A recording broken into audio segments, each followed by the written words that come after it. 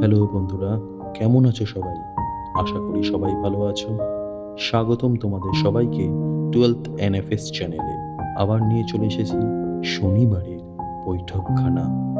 আজ তোমাদের শোনাবো আমার জীবনে ঘটে যাওয়া আর একটা সত্য ঘটনা। এটা কোনো গল্প নয়, এটা আমার জীবনে ঘটে যাওয়া এক বাস্তব অভিজ্ঞতা, যেখানে আছে রহস্য, আতঙ্ক এবং এমন এক কিছু যা হয়তো বিজ্ঞানও তার ব্যাখ্যা দিতে পারবে না। গল্প শুরু করার আগে তোমাদের সকলের কাছে আন্তরিকভাবে অনুরোধ করছি, দয়া করে চ্যানেলটিকে সাবস্ক্রাইব করো, লাইক করো অ্যান্ড শেয়ার করো।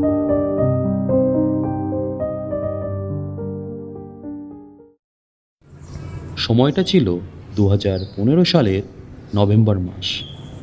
কর্মসূত্রে তখন আমি শিলিগুড়ির বাসিন্দা।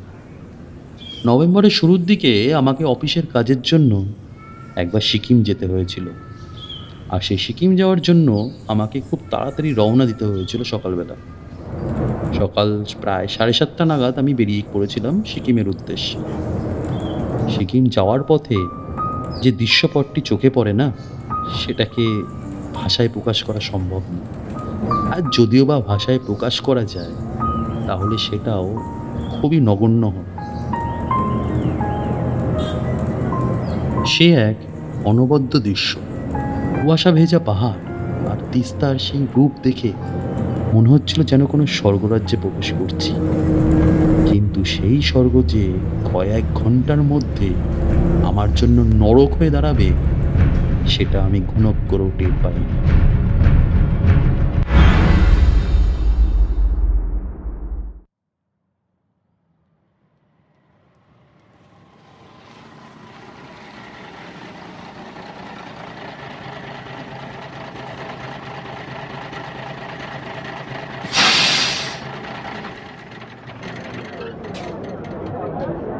প্রায় বেলা 12টা নাগাদ আমার গাড়ি গিয়ে পৌঁছায় রংপুতে।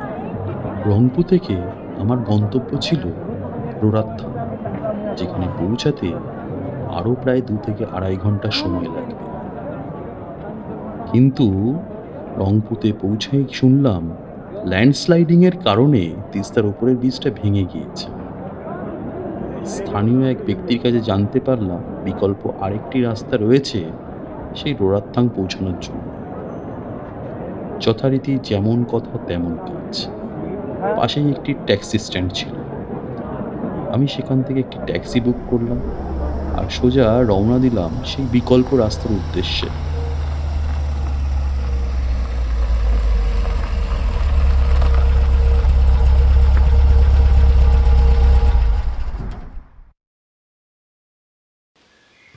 ট্যাক্সিওয়ালা আমায় মাঝপথে নামিয়ে দিয়ে খাদের নিচের দিকে আঙুল দেখিয়ে বলল, साहब जी, ये रास्ता से नीचे उतर के आपको गाड़ी पकड़ना पड़ेगा।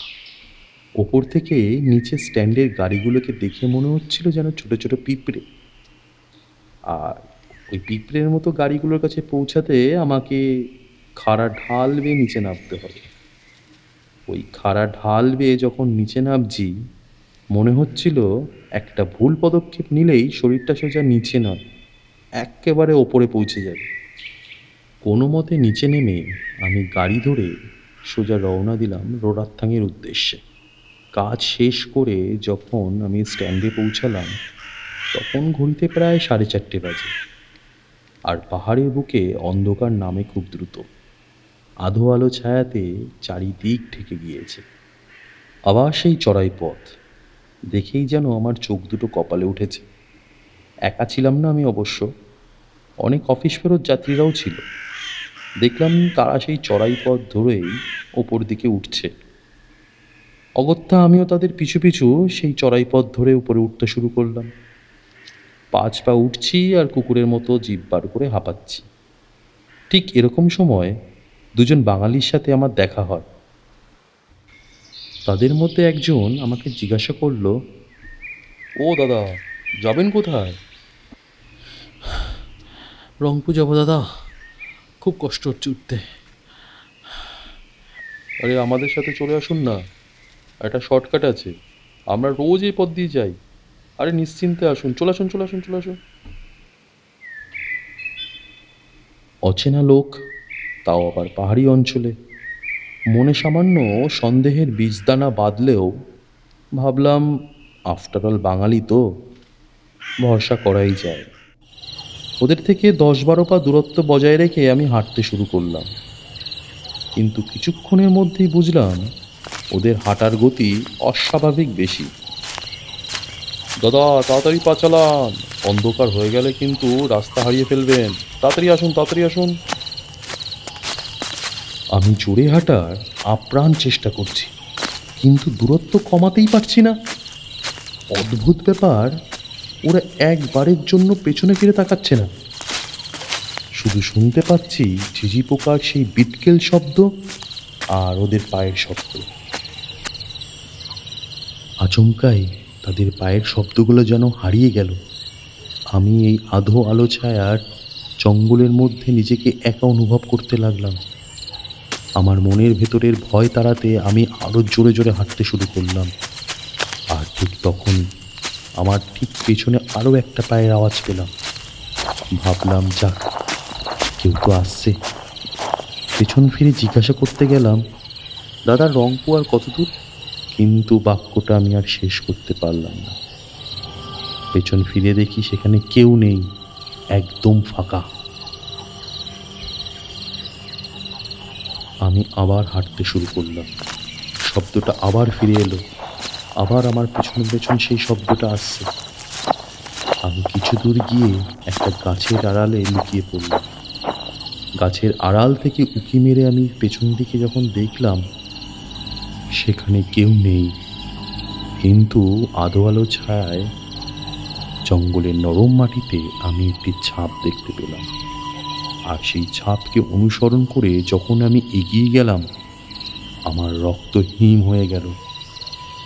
একটা মানুষের পায়ের ছাপ, কিন্তু সেটা লম্বায় প্রায় ১ ফুট।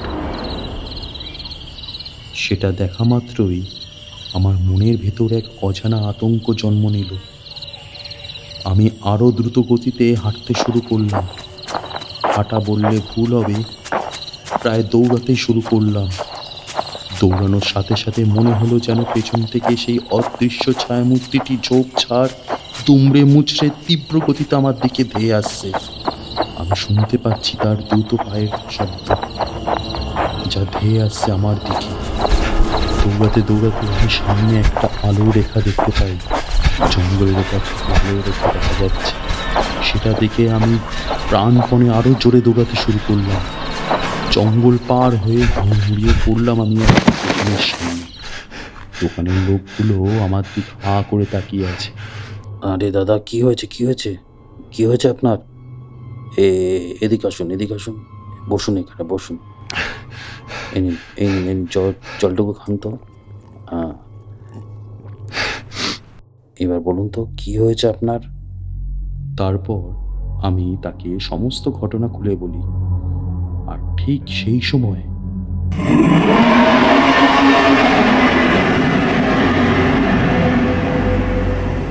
জঙ্গলের ভেতর থেকে এক বীভৎস অমানবিক গর্জন ভেসে এলো।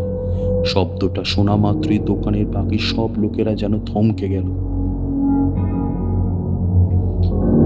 তখন সেই দোকানদারটি আমাকে বলল, আপনি বেঁচে গিয়েছেন দাদা। এই জঙ্গল খুব রহস্যময়। এই শব্দটা আমরা প্রায় শুনতে পাই। অনেকে দেখেছে ওটাকে। বিশাল চেহারা, সারা গায়ে ঘন লোম, মানুষের মতো দেখতে হলেও ওটা মানুষ নয়। লোকটার কথা শুনে আমার মনে একটাই নাম খেলে গেল। তবে কি ওটা ইয়েতি ছিল?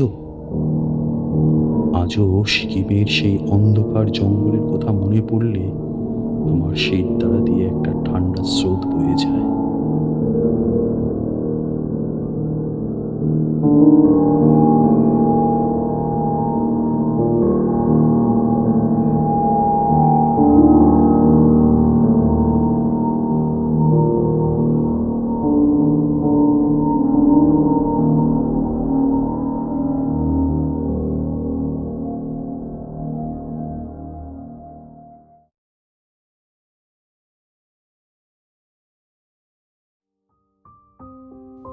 তো বন্ধুরা, কেমন লাগলো আজকের ঘটনা? তোমাদের মতামত সরাসরি কমেন্ট বক্সে লিখে জানাও। আর হ্যাঁ, তোমাদের কাছে আমার একটাই প্রশ্ন, তোমরাও কি বিশ্বাস করো ইয়েতির অস্তিত্বের? তোমরাও যদি তোমাদের গল্পগুলোকে অডিও স্টোরি আকারে শুনতে চাও, তাহলে ডেসক্রিপশন বক্সে দেওয়া মেল আইডিতে তোমাদের গল্পগুলোকে লিখে পাঠিয়ে দাও, অথবা ভয়েস রেকর্ড করেও পাঠাতে পারো। আবার পরের সপ্তাহে দেখা হচ্ছে এক নতুন গল্প নিয়ে। সাথে থেকো, পাশে থেকো, ভালো থেকো।